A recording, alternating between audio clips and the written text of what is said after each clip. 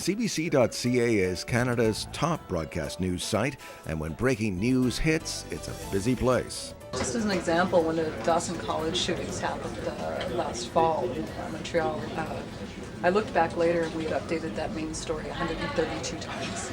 So as you see, we sit in the middle of the television newsroom. Yes. Mary Shepard heads up the news team at cbc.ca. Very much part of the journalism Yes. of the CBC. Yes.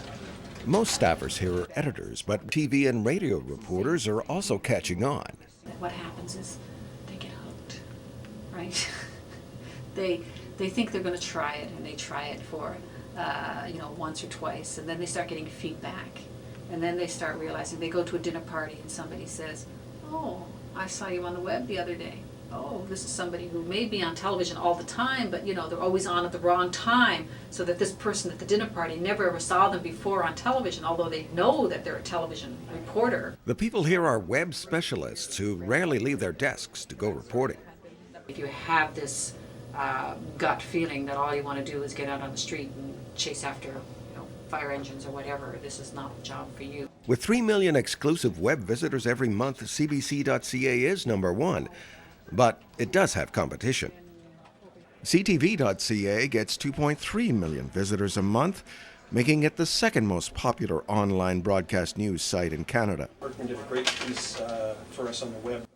Mark Sickstrom is executive news producer of ctv.ca, and he consults regularly with CTV News President Robert Hurst. We need to be out of this base. It's an open border. Hurst has some old-school views on the credibility of freelance internet And he news. says stop and you just keep going. For every real and true fact on the internet, there are probably 10 or 15 or 20, 30 misfacts or wrong statements. Hurst says what separates what we see on ctv.ca from YouTube is adherence to solid standards. Journalism is journalism. It doesn't matter what platform it is, be it the mainstream media of television or radio or online. It still comes down to fundamentally asking a question, asking a journalistic question, using your news judgment to determine what is newsworthy, and then assembling the facts in such a way to communicate the news or a story to your audience. So those fundamentals are evergreen and are ever true. Most of the producers here were trained in print, but they love working in this new medium. Sickstrom is clearly proud of his team's work ethic. We don't hold anything back from the web, so as soon as it comes into the plant, we grab it and we put it on the website. You find that when people go to the website, it kind of drives them to the program also, right? We have something that's called the virtuous circle. TV drives to web, web drives to TV, and around you go. And Sickstrom has some very basic advice for potential web producers. Learn to write. Whether it's radio, TV, or the web, if you're not a good writer, you're not going to get a job. So that ancient skill is still vitally important. For Sickstrom, the move to more wireless service is especially cool. You can just flip your phone open, and we're updating constantly.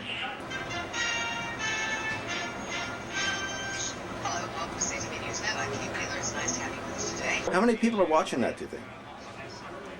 50,000 a month.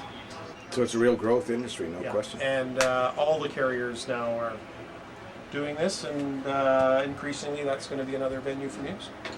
In the shadow of Parliament Hill, reporters at the CTV National Bureau are also becoming aware of the web.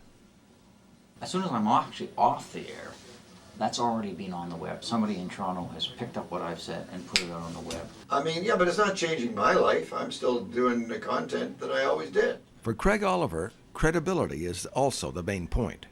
People have to know whether or not they can trust what they're seeing or not. And so this will be an issue of brand. And brands are going to be precious, and they have to be protected. Here at TSN, they take web journalism seriously as well. In fact, they're one of the pioneers of web sports journalism. More than 2.5 million Canadians visit tsn.ca every month. And for web producers like Jamie Nichols, who are always checking scores, it's a great place to work. It's a kind of a dream job because it's something I would be doing anyway. And now you're getting paid. And now I'm getting paid. TSN producers are constantly pulling in highlights from across North America, but many of them now land on the web long before they get to a TV set. It's so organic now that it's just running away with itself.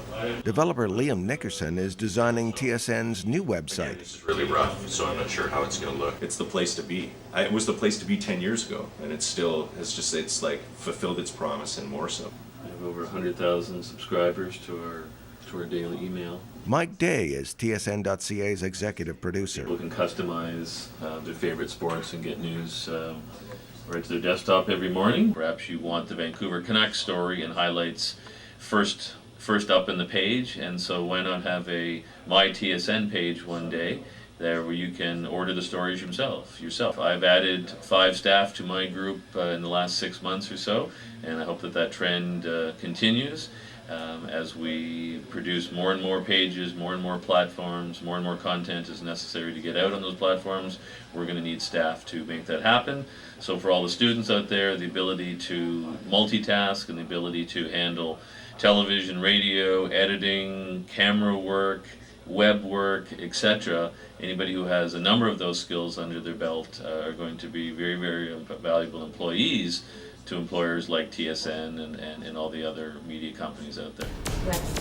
Join us for part 2 of Online Broadcast News, when we'll look at how students are preparing for the internet world and how a more traditional news agency has taken on the online challenge. Soldiers with guns. Not too many people, especially Westerners, have taken a ride in the countryside of southern Afghanistan. That's all coming up in part 2 of Online Broadcast News.